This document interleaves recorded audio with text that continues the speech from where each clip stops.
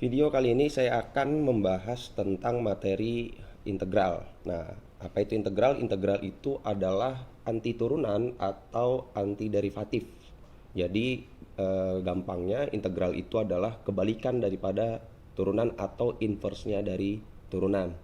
Nah, dalam materi integral ini kita akan membahas atau kita akan mempelajari dua jenis integral. Yang pertama itu adalah integral tak tentu dan yang kedua adalah integral tentu. Nah, sebelum kita belajar lebih jauh tentang integral, nah di sini kenapa sih kita harus mempelajari integral? Nah, tujuan dari kita untuk mempelajari integral itu adalah supaya kita mampu mendeskripsikan integral tak tentu dan integral tentu, fungsi aljabar, dan menganalisis sifat-sifatnya berdasarkan sifat-sifat turunan fungsi. Itu tujuan yang pertama. Nah, tujuan yang kedua, kita juga bisa menyelesaikan masalah yang berkaitan dengan integral tak tentu dan juga integral tentu bentuk fungsi aljabar. Nah, untuk yang pertama kita akan membahas jenis integral tak tentu. Nah, sebelum kita bahas lebih jauh tentang integral tak tentu, dan karena tadi integral itu adalah kebalikan atau inverse dari turunan, maka yang perlu kita ingat adalah tentang turunan fungsi aljabar yang sudah kita pelajari di bab sebelumnya. Nah, di sini saya berikan 4 contoh soal sederhana tentang turunan fungsi aljabar, dimana kalau saya misalnya punya fungsi y sama dengan x kuadrat, maka turunannya atau biasanya ditulis dalam bentuk y aksen gitu ya. Y aksen itu melambangkan atau menandakan bahwa ini adalah turunan dari si x kuadratnya. Nah, sehingga turunan pertamanya dari fungsi y itu adalah 2x. Atau bisa saya tulis, saya ganti y aksennya itu dengan dy per dx. Artinya si fungsi y-nya kita turunkan berdasarkan fungsi x-nya. Jadi turunan y terhadap x gitu ya. Itu sama dengan 2x. Jadi arti yang atas dan arti yang bawah ini juga sama sebenarnya. Nah, kalau saya punya fungsinya y sama dengan x pangkat 3, maka turunannya adalah 3x kuadrat. Atau dy per dx-nya itu sama dengan 3x kuadrat. Kalau saya punya fungsinya y sama dengan x pangkat 4 plus 3, misalnya ada plus konstanta gitu ya, konstantanya adalah 3, maka turunannya adalah 4x pangkat 3. Kenapa? Karena kan konstanta bila diturunkan itu kan pasti hasilnya 0 ya. Yang biasanya kan ditulisnya 0. Nah, karena 0 makanya biasanya itu nggak ditulis ya. Tapi di sini saya tambahkan plus 0 supaya tahu kenapa 3-nya itu berapa hasil dari turunan si 3-nya itu gitu ya. Sehingga dy per dx itu sama dengan 4x pangkat 3. Nah, berdasarkan tadi di contoh yang ketiga, kalau misalnya konstanta diturunkan pasti 0, maka untuk contoh yang keempat, jika saya punya fungsinya y sama dengan x pangkat 5 plus c, c itu sebuah konstanta ya. Konstantanya itu bilangan real, bisa berapapun, bisa setengah, bisa 1, 2, akar 1, akar 3, dan seterusnya. Jika diturunkan dia pasti hasilnya 0, si c-nya itu. Sehingga turunan atau y aksennya itu sama dengan 5x pangkat 4 plus 0 sebenarnya di sini ya. Ini saya tuliskan plus 0 sebenarnya. Sehingga dy per dx itu sama dengan 5x pangkat 4. Nah,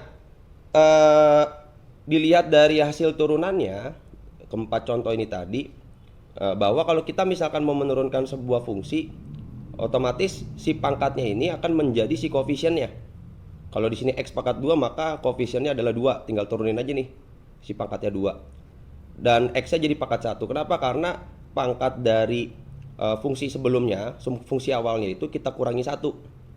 Sehingga di sini x-nya jadi pangkat 1. Nah, begitu juga contoh yang kedua. Kenapa di sini jadi x pangkat 2? Karena pangkatnya berkurang 1 dan 3-nya langsung jadi konstanta, jadi koefisien gitu ya.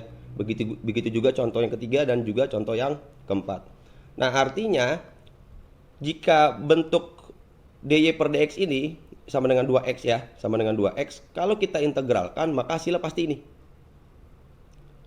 Begitu juga contoh soal yang kedua, kalau misalnya dy per dx sama dengan 3x kuadrat, ketika kita integralkan maka hasilnya pasti x pangkat 3. Gitu ya, x pangkat 3. Dan begitu juga contoh yang ketiga dan contoh yang keempat.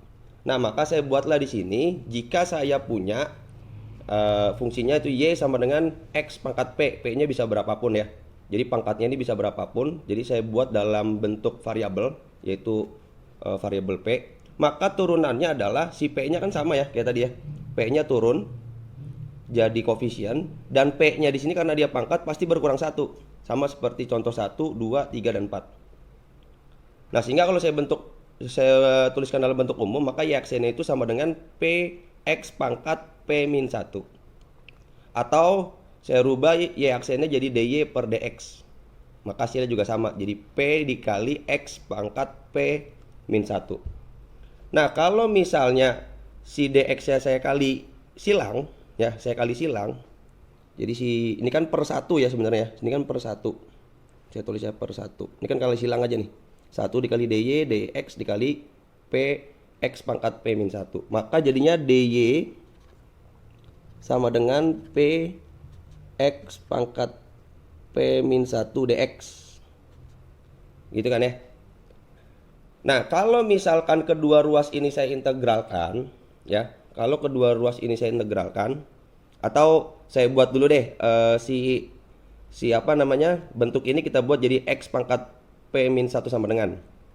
Jadi kalau saya buat jadi X pangkat P min 1 sama dengan, maka dapatlah di sini DY per P, kan si P-nya koefisien ya.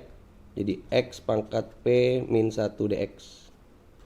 Nah, kalau kedua ruas ini kita integralkan, ya, kalau kita integralkan, maka nanti kita akan menemukan bentuk umum dari integral. Ya, jadi saya integralkan kedua ruasnya. Jadi saya integral dari, saya pindahin ya, ini jadi sebelah kiri. X pangkat P min 1 dx. Ini sama dengan integral, ya. Perlu diingat ya, ini adalah lambang integral ya. Kelihatannya seperti S tapi bukan S. Ya, jadi ini adalah bentuk integral, lambang integral maksudnya. Jadi dy per P gitu ya. Nah, ini kan kedua ruas sudah kita integralkan, gitu ya. Kalau sudah kita integralkan, maka kita kita carilah integral, atau kita pindahkan si P-nya karena dia skalar ya. Jadi kita pindahkan jadi sebuah koefisien lagi. dx sama dengan jadi 1 per P integral dari dy. Nah, ini bisa nih, bentuk yang atas ini bisa juga dirubah dalam bentuk yang bawah ini nih. Ya. Nah, sehingga ruas yang sebelah kanan kalau misalkan kita integralkan, ya, kalau kita integralkan, maka didapatlah jadi X pangkat P min 1 dx itu sama dengan 1 per P dikali Y. Karena integral dari dy itu adalah Y. Plus C, jangan lupa. Plus C. Kenapa plus C? Karena kan kalau konstanta diturunkan kan pasti hasilnya 0 ya. Maka kalau diintegralkan kan pasti ada konstantanya, dan konstantanya kita nggak tahu tuh berapa. Nah, plus C inilah yang disebut dengan integral tak tentu. Kenapa nggak tentu? Karena C-nya kita nggak tahu berapa, bisa berapapun. Karena mau 100 pun diturunkan pasti hasilnya 0. Gitu ya, sama seperti ini tadi nih. X pangkat 5 plus C. C-nya itu mau berapapun pasti hasilnya 0. Tapi ketika 5X pangkat 4 diintegralkan, hasilnya kan jadi X pangkat 5 plus berapa, kan nggak tahu, makanya ditulisnya plus C. Itulah yang disebut dengan integral tak tentu. Nggak tentunya karena C-nya kita nggak tahu berapa. Gitu ya. Nah, kalau kita misalkan dari bentuk ini, ya, kalau kita misalkan dari bentuk ini, misal ya, saya tulis di sini aja.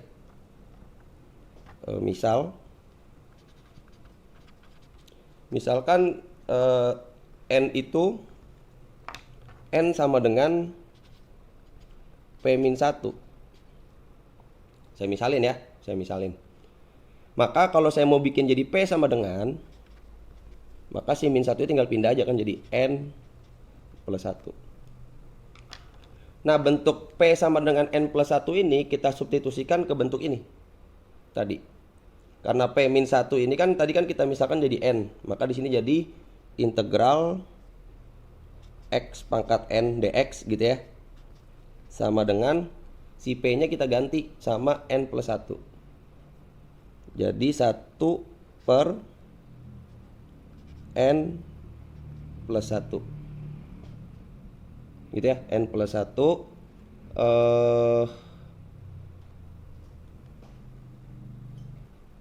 dikali dengan Y, gitu kan ya, dikali dengan Y. Nah, kalau misalnya kita balik lagi ke sini, nih ya, yang saya gariskan warna hijau. Ternyata y-nya itu kan sama dengan x pangkat p ya. Jadi kita ganti lagi si y-nya dengan x pangkat p. Jadi integral x pangkat n dx sama dengan 1 per n plus 1, y-nya kita ganti x pangkat p. Nah, p-nya tadi berubah jadi apa? Jadi n plus 1. Sehingga dapatlah x pangkat n dx sama dengan 1 per n plus 1, p-nya kita ganti. Jadi x pangkat n plus 1. Oh ya, lupa ya, tadi di sini ada plus c ya. Jangan lupa, sini ada plus c. Nah, sehingga inilah bentuk umum daripada integral.